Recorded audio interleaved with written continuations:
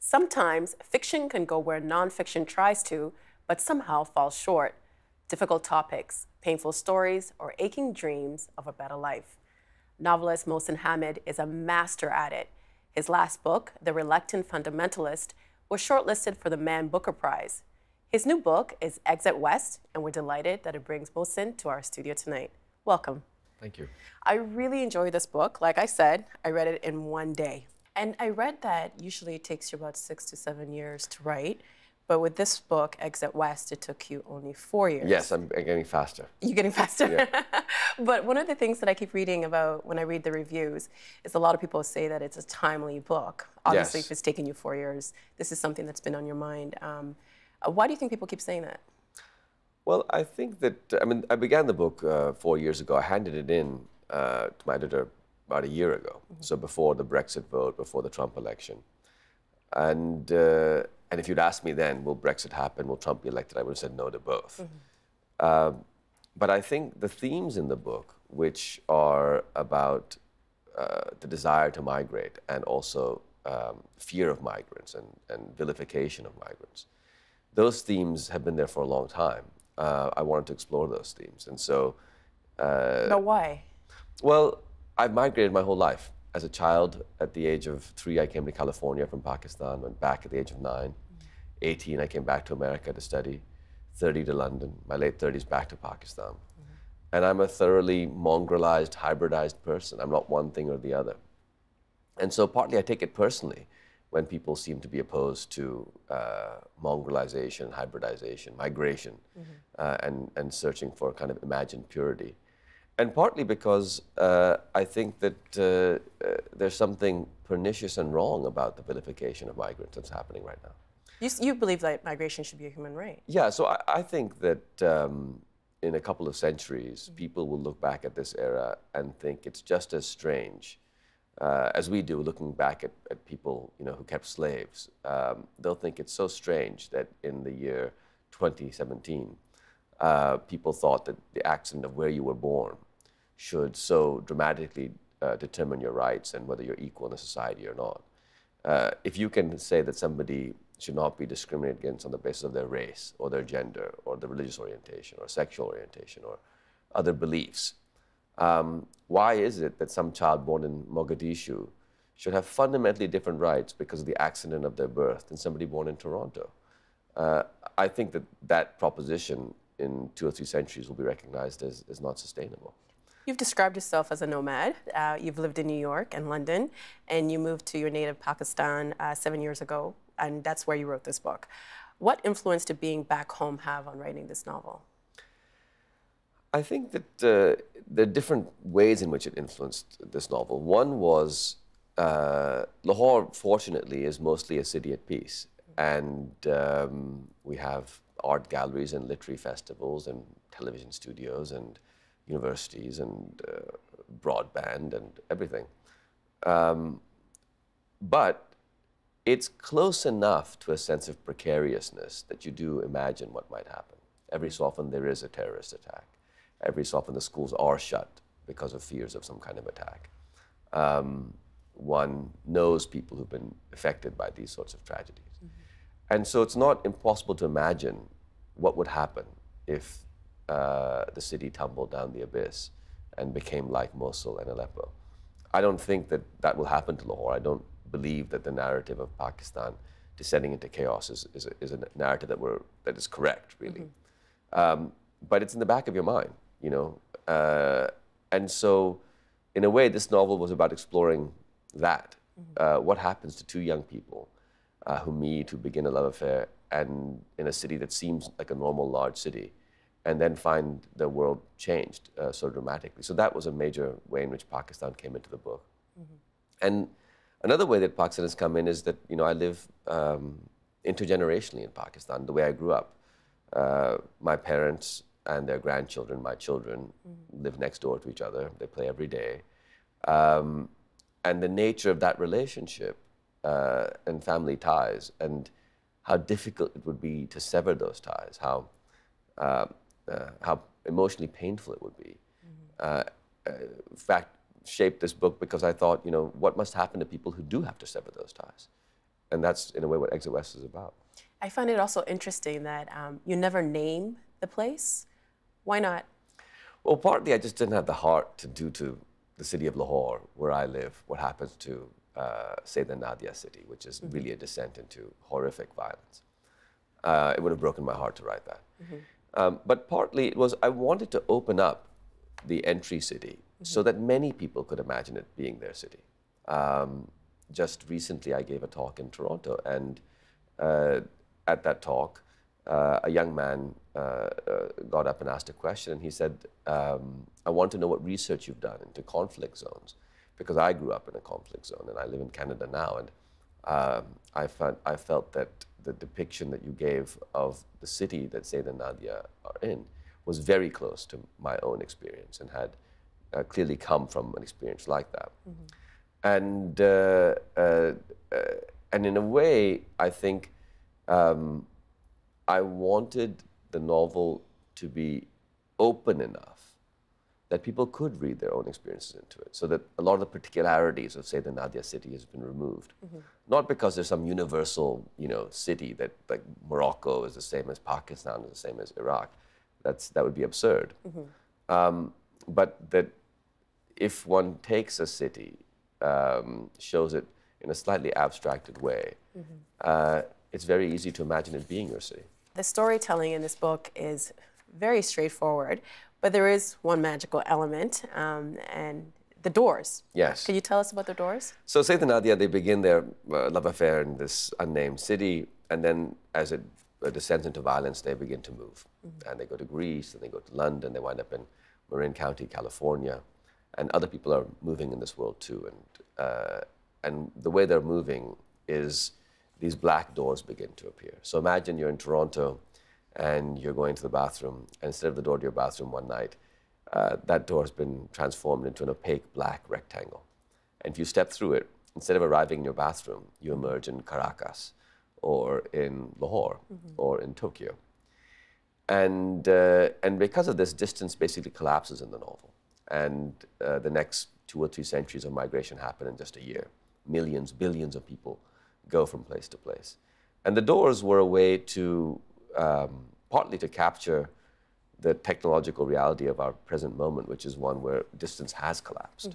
I guess with the use of technology, yes. it has in a way, right? I mean, I've stepped through a door the other day, and I was in Seattle, and here I am in Toronto, and I'll be in Lahore. But also, you and I could be speaking right now over Skype, for example, and it would be as though we were looking at windows on our computers. But really, I mean, it's almost like we're in the same place. Or you could be, or I could be looking at our phone, and instead of being here in Toronto, we could be in our consciousness in Antarctica or the surface of Mars. Technology has a function to remove distance. And the doors, while not true to physics, I think are true to the emotional reality of being a technologically enabled 21st century person. For many, the tragic photo of the young little boy, Syrian toddler Alain Kurdi, by the beach in Greece became a touch point of sympathy in the ongoing refugee crisis. I wonder, by you skipping that journey, does it take away our ability to connect and to show empathy to other people? I hope it doesn't do that. My intention was exactly the opposite. I think that very often we can imagine that it's the journey across the Rio Grande or the journey across the Mediterranean in that leaky boat that defines the migrant or refugee experience. And because perhaps we in Toronto or somewhere else haven't had that journey, those people are different from us. The truth is, those days or weeks are a tiny moment. I mean, a perilous and horrific and sometimes deadly moment, but a tiny moment in the life story of most refugees and migrants. Most of the story is, why did you leave? And what happened to you when you got to the new place? And for me, by focusing on those 2 elements of the story, which are elements quite similar to those of everybody's life, what happened before this moment, what happens after, I was hoping to expand the possibility of empathy and to suggest perhaps that we all are migrants, that it isn't that journey that makes one into a migrant, but rather the way that human life is lived through time, where everything changes and continues to change, unites us with migrants. You write, It's weird to read this because you're sitting beside me. No, please do. But you're right. It might seem odd that in cities teetering at the edge of the abyss, young people still go to class. In this case, an evening class on corporate identity and product branding. But that is the way of things with cities as with life. For one moment, we're pottering about our errands as usual, and the next, we are dying, and our eternally impending ending does not put a stop to our transient beginnings and middles until the instant when it does. So as the city is being transformed around Nadia and Sade, they're going about their business as if everything is normal. Yeah. Why? I think that's often what happens. I mean, when I think of what happens in Lahore after a terrorist attack or a bomb blast, you know, for a few days, people don't go to the restaurants, they avoid the bazaars. And then people get back into the rhythm of their normal lives. But why is that? Would you think that people would want to retreat and... It's the desire for life to be normal is so powerful. Or do you think, sorry, not to interject, please. Do you think it's more like a denial of what's happening? Because if you were to process that every single day, wouldn't it be too much for us to handle? Exactly, it is that. But that is what normalcy is. So, you know, what's happening in this moment is that both you and I are dying, right? We spend our entire lives in a mortal state where at any moment we could come to an end. We're born to die. Yeah, we're born to die. And so normalcy, in a way, is living despite that predicament. Now, what happens in, I think, a situation where events become much more perilous is it gets stronger, that desire. I've seen people, you know, when some years ago, there was a risk of war with India. People were leaving the country and diplomats were being evacuated. And in Lahore, people were going about their lives as though, you know, nothing was going on, almost belligerently so. Oh, dinner at my place tonight, or big end-of-the-world party at so-and-so's house. And I think it's almost a fundamental aspect of human nature is that as long as we can avoid it, so many of us will try to. And a certain point comes where you can't, and then the ruse disappears. But even then, I saw this heartbreaking photo of an old man in on the Syria. bed? Yes. And the windows are blown out. Yes, the windows had been blown in, and there was a record player there, and he's listening to records. He's listening to records. In some ways, it was as though I was looking at, you know, the fictional character of Said's father after Sade and Nadia leave, alone with the record player in his house. When I saw that picture, that's exactly what I thought. And it was just this very strange moment because it isn't a fictional character. That is a living, actual human being with a history and a name and a life, and you know, trying to live in the state of normalcy, which is just so remarkable given the shattered surroundings around it. Do you think that if people were to kind of collapse, though, other people might say, okay, it's really bad, but maybe people going around like, about their business, people think, oh, it's not as bad as People it is. do collapse. I don't think we can generalize. When there have been bad incidents in Pakistan, some people I know have wanted to get out, or have been unable to sleep, or have gone on medication, or have sunk into deep depression. So it's not universally the case that people just continue life as normal. They do collapse, but often there's an attempt to remain, you know, in quotes, normal. You're right. When we migrate, we murder from our lives those we leave behind. What did you mean by that? There's an emotional violence to moving, and we often forget this. You know, so often we, particularly in places like Canada or America, where the story of migration is the story of hope and, you know, people looking for a new life and a better life. We forget how much sorrow is also part of the story of migration. When you leave your home, you perhaps leave your parents, you might leave your best friend. And these are people you'll continue to perhaps be in touch with, but won't be part of your day-to-day life anymore. And I think, for example, when I think of leaving Pakistan, I think of my parents not being able to play with their grandkids every day. Yes, they'd come for 2 weeks and see us if we lived in Toronto or New York or London, but it'd be a fundamentally different experience. And that particular relationship that they have with their grandchildren would sort of die. A new relationship would come into being. And I wanted to capture the sorrow and the heartache and the emotional violence that's done, because we don't, I think, consider enough how much people who migrate give up. We imagine they've come to Canada, for example, and they're freeloading and they're taking advantage, they haven't contributed to this society. What price have they paid? But they've paid actually the ultimate price. They've given up everyone they love, and they've given up their surroundings. And they've done it perhaps with no choice, but perhaps with a choice. And that's what I was referring to when I talked about murder. And I guess too, because we always make it seem like it's a privilege for people to come here, that maybe we don't give them the space to acknowledge what they've lost. Absolutely. We generally shy away from looking at the sorrow of it. We don't recognize that countries like Canada and America don't just have the most optimistic histories of all countries. They also have the saddest histories, because everybody who moved here went through an experience like this, of losing everyone they know, except for a few people who came with them. And that sorrow is so rarely talked about as part of the Canadian story or the American story. But I think it's important, because if we recognize that sorrow, then we recognize that the migrants and refugees who want to come now are very much in the same tradition as the Canadian and American migration tradition. Sade and Nadia are very different. Sade is very nostalgic about the past, and Nadia is not. Why did you make that distinction between the two? Well, they became human beings in a way in my imagination, and each of them had different natures. Sade, as you say, is nostalgic. He's very close to his parents. He's spiritually inclined. He finds, through prayer, a degree of comfort in a deeply unsettling world. Nadia, on the other hand, has left her parents, lives alone, is resolutely forward-looking, is not religious. And I wanted to explore a romance between those two types of characters, because I don't think that there'll be some victory, one day between nostalgic people or optimistic people, or between religious people or non-religious people. I suspect both of those types will have to continue to coexist.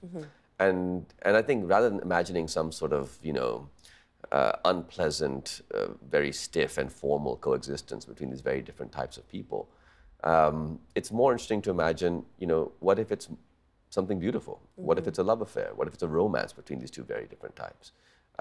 Not coexistence as sort of, I tolerate you, but coexistence as, I am attracted to you, and I'm in some way energized and enlivened by you.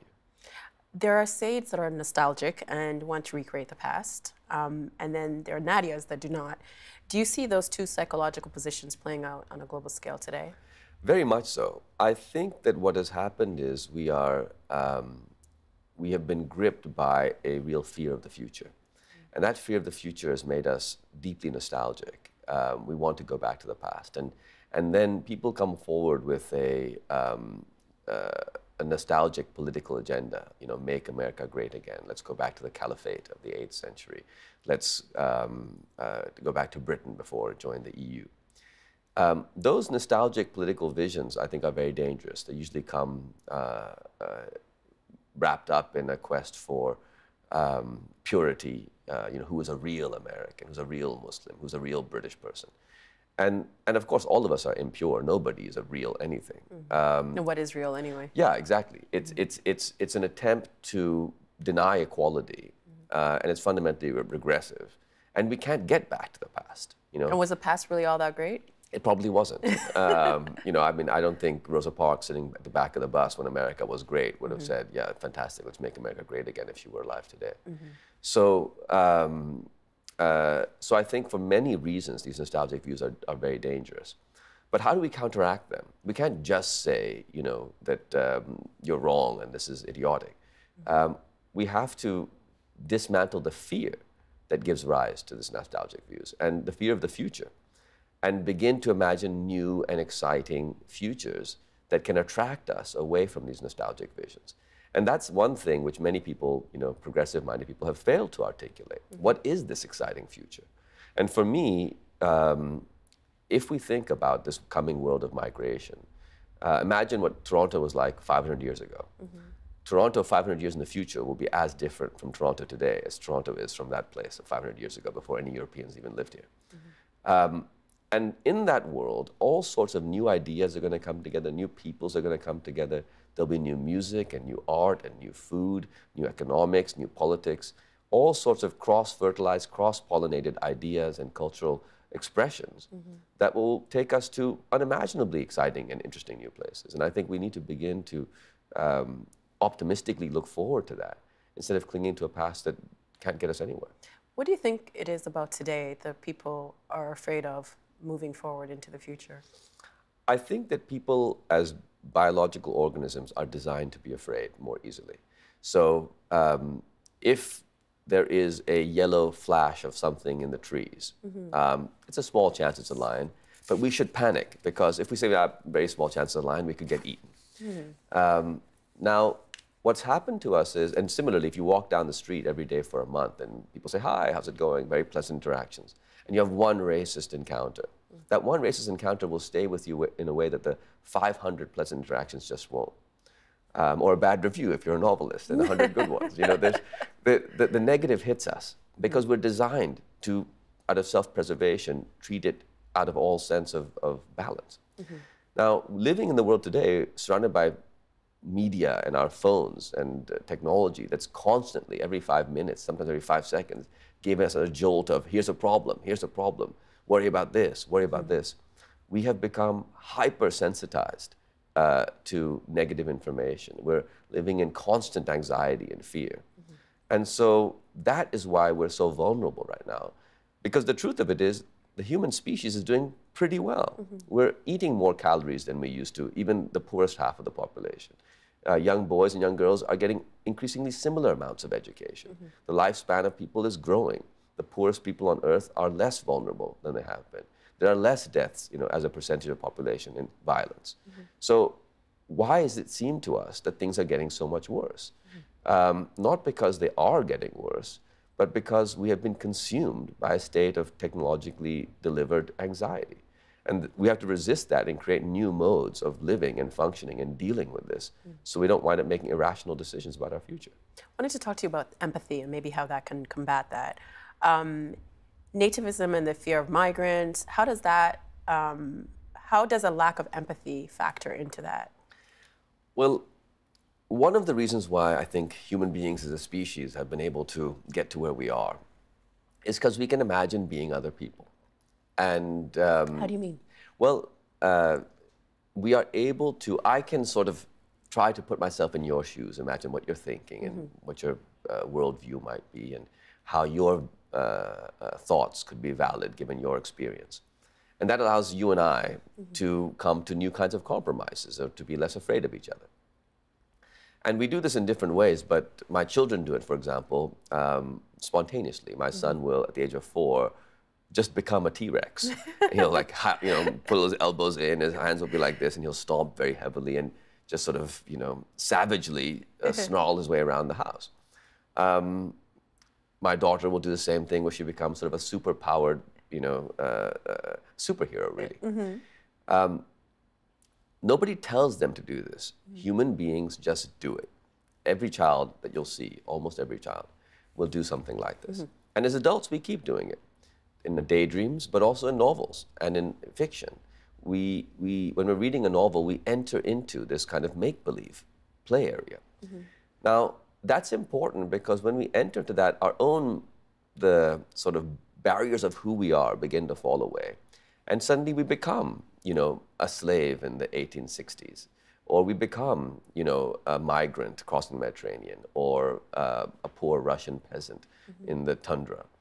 And becoming that, we have a degree of compassion, I think, for each other, which is very important. You said that writing this book was a form of activism for you. What did you mean by that? Well, the book is a novel in a way about the coming migration apocalypse that suggests that perhaps it won't be apocalyptic, that in fact new things will happen, people will find a way, and that life, although it's transient and although things change, that's not a reason for us to believe there won't be beauty and hope to come. That, for me, is a political act. I think one thing that storytelling can do and storytellers can do is to liberate us from the tyranny of what was and what is, and free us to imagine what could be. And I think in this environment, when so many powerful political figures are trying to force us to make what is into what used to be. Imagining what could be is very important. And you say imagination is very important. How do you imagine the future? I think we can't know what it'll be, but I suspect that people are going to mix in all sorts of interesting new ways. There will be all kinds of new hybridizations going on. And you know, my kids and grandkids and great-grandkids probably will be very different from me, just as I am from my grandparents. But in their own lives, they will experience some amazing human journeys. And I think the future will be about mixing. I also suspect that the future will be one where we do a lot more things at a global level, because so many things like climate change or regulating business or combating epidemics has to happen at a human-wide level. And we'll do many things at a very local level, because many things should be done at the level of the town and the city and the neighborhood. And the nation, which is right now the most important level in our political system, is likely to become a bit less important. And we have an option. We can either allow it to remain as important as it is today, and it'll increasingly become a police state that controls us if we do, or prepare ourselves to adjust to new sorts of political futures, where nation states may continue to exist, may still be important, but cannot be the only thing that govern how human beings live. I wish I had another half hour because I have so many other questions, but we ran out of time. Excellent, excellent read. I read it in one day, like I said. Mohsin, thank you so much for being here. Thank you. Congratulations. Thank you. Help TVO create a better world through the power of learning.